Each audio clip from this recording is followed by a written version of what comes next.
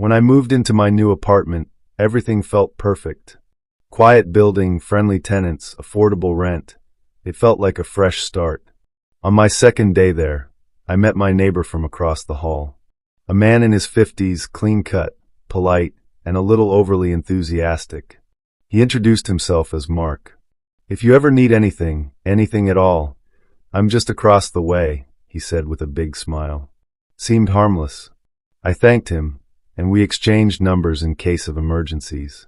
That night, I got a text. "Mark, everything settling in okay?" I replied politely. He responded instantly, asking if I wanted to come over for coffee. I declined, blaming exhaustion from moving. The next day, I noticed my welcome mat was slightly crooked. Odd, but I chalked it up to foot traffic. Then it started escalating. Every time I left or came home, Mark was in the hallway, coincidentally, either going to check his mail, taking out trash, or just heading out. Always smiling. Always watching.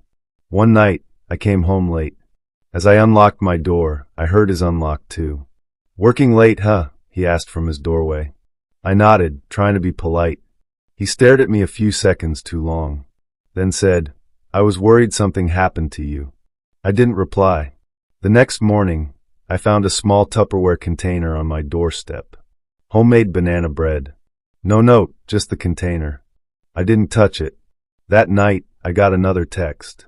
"Mark, hope you liked it, smiley face." I never told him I saw it. I stopped replying to his messages. Tried avoiding him. But he didn't stop. 2 nights later, I was in bed around midnight when I heard soft footsteps in the hallway, and then my doorknob turning. I jumped up, heart pounding. It jiggled for about 2 seconds, then silence. I looked through the peephole, no one. I checked the hallway camera footage the next morning with the building manager. It showed Mark standing outside my door for almost 6 full minutes. He never knocked. Never called. Just stood there with something in his hand. I filed a police report. They spoke to him, but he denied everything. Said he was checking if I needed help because he heard a noise. 2 days later, I came home and found my door slightly open. Nothing was missing, but things were moved. My shoes weren't where I left them.